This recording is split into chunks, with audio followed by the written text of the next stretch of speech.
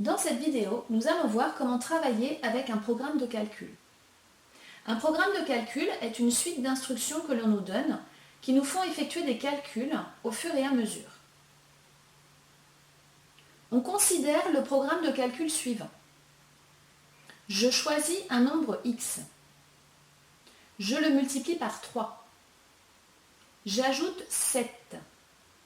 Je multiplie le tout par 3. La plupart du temps, quand on nous demande de travailler avec un programme de calcul, on commence par nous demander d'effectuer ce programme avec une ou plusieurs valeurs pour le nombre de départ.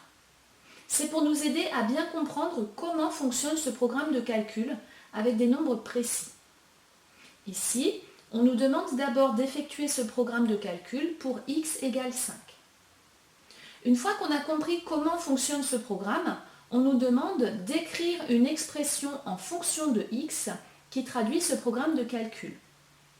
C'est-à-dire qu'on va faire le même travail qu'avant, mais en gardant la lettre x jusqu'à la fin et en se servant du calcul littéral. Première question. On nous demande d'effectuer ce programme de calcul pour x égale 5. Le programme de calcul est constitué de 4 lignes. On va donc y garder ces 4 lignes dans la réponse. La première ligne nous dit « Je choisis un nombre x ». En réalité, même si c'est écrit « Je choisis », ce n'est pas nous qui choisissons le nombre de départ, mais c'est la question qui nous l'impose. Ici, le nombre de départ doit être 5. La deuxième ligne nous dit « Je le multiplie par 3 ». On doit donc calculer 5 fois 3, ce qui est égal à 15. La troisième ligne nous dit « J'ajoute 7 ». On doit donc calculer 15 plus 7, ce qui est égal à 22. La quatrième ligne nous dit « Je multiplie le tout par 3 ». On doit donc calculer 22 fois 3, ce qui est égal à 66. Le programme de calcul est donc égal à 66 quand on prend 5 comme nombre de départ. Deuxième question. On nous demande d'écrire une expression en fonction de x qui traduit ce programme de calcul. On va refaire le même travail que pour la première question, mais cette fois-ci, on ne va pas remplacer le x par une valeur précise. La première ligne nous dit « Je choisis un nombre x ». Encore une fois, ici, ce n'est pas réellement nous qui choisissons le nombre de départ, mais c'est la question qui nous l'impose. Ici, on nous demande de garder le x jusqu'à la fin. Donc le nombre de départ est x. La deuxième ligne nous dit « Je le multiplie par 3 ». On doit donc écrire x fois 3. Ici, on ne peut pas calculer avec des nombres comme tout à l'heure, mais on peut utiliser les conventions d'écriture pour mieux écrire l'expression en calcul littéral.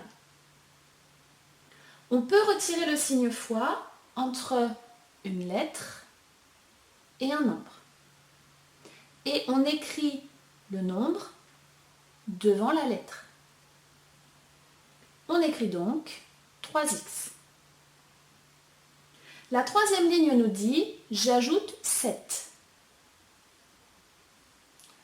On doit donc écrire 3x plus 7. L'expression est bien écrite en calcul littéral, donc on la laisse comme ça. La quatrième ligne nous dit « Je multiplie le tout par 3 ». L'important est la partie « le tout ». Donc c'est bien le résultat 3x plus 7 qu'il faut multiplier entièrement par 3. On doit donc écrire des parenthèses autour du 3x plus 7 pour que ce soit bien tout le morceau 3x plus 7 qui soit multiplié par 3. On peut de nouveau utiliser les conventions d'écriture pour mieux écrire l'expression en calcul littéral. On peut retirer le signe fois entre une parenthèse et un nombre. Et on écrit le nombre devant la parenthèse.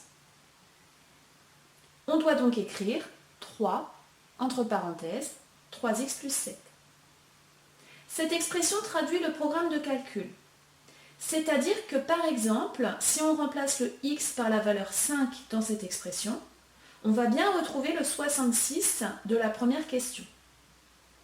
En effet, si on calcule 3 entre parenthèses 3x plus 7 pour x égale 5,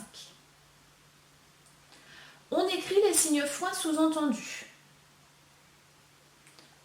Il faut en écrire un entre le 3 et la parenthèse et un entre le 3 et le x du 3x.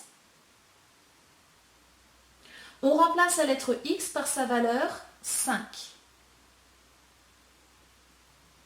On calcule en respectant la priorité dans les calculs. Les calculs situés entre les parenthèses sont prioritaires. Et on doit effectuer en premier la multiplication.